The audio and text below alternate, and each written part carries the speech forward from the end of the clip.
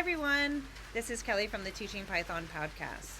So today's tip is all about tokenization and a little bit about my boat cleaning. So it's really inspired by Sunday and Saturday this weekend. I went fishing, and if you had seen my previous post on Sunday Fun Day, and I was cleaning out my dad's boat, and it was full of leaves. And as the leaves were rushing and the water were going towards the scupper, which is this little hole that drains in the back of the boat, some of the leaves were passing through and others were getting clogged. And it reminded me of this activity that I was practicing with my exploratory kids about tokenization. I got this lesson called AI for Developers at PyCon. If you want to learn more about that, just DM me. But the first section was all about tokens, tokenization, and BPE, and how AI models process language. So in the class, we used the TikToken Python library to explore tokenization, and the students and I had a really great time trying to guess how many tokens for a word, or why certain words grouped lettering differently, and we were trying to figure out how the tokens matched for different libraries. It's raining. And here's like this key idea that we were thinking about. A token can be a full word, it can be part of a word, or it can even be a punctuation. For example, in the TikToken library, I think the exclamation mark is 1 or 0, something like that as a token. For example, an unbelievable, and believe, and able might be 3 tokens, and don't quote me on that, that might be wrong. But anyways, in the CS classroom, this clicks because we often teach the kids to think about strings as data. We try to teach them about breakable, sliceable, iterable things.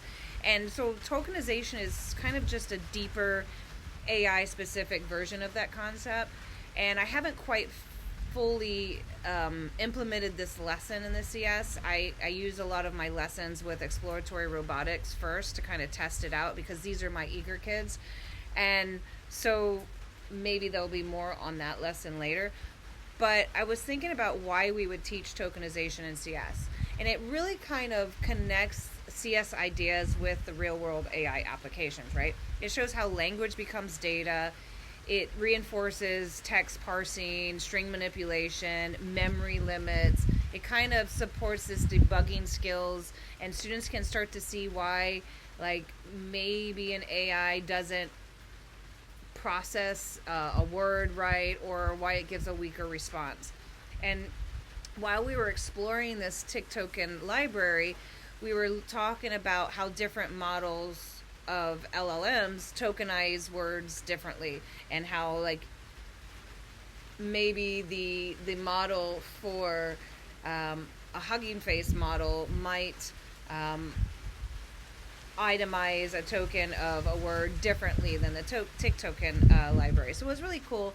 And then we were talking about how this might impact cost if we were using an API, how it might help with the speed or the accuracy of AI outputs. So we were really just having a great conversation.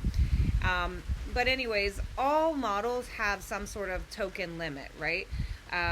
This includes both the prompt and the AI's reply. So if a total token limit is met, or it goes over, the oldest tokens of that memory are dropped. And so sometimes the model sort of forgets earlier parts of the conversation. So if we think about this in a thread or in threading conversations, as we continue to add more information into the conversation, you'll notice like the AI model starts to forget what was happening in the previous chats, like further up. And this is why it's kind of interesting to get your prompts sort of clear in the beginning and not try to do such a long thread. But it's kind of connects back to the leaves.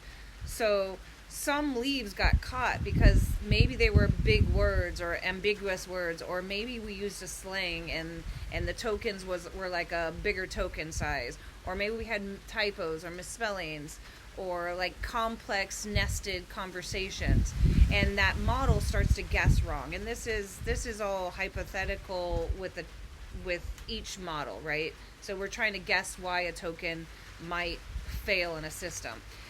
or why it might lose clarity, or just totally start hallucinating, or come back with a different response.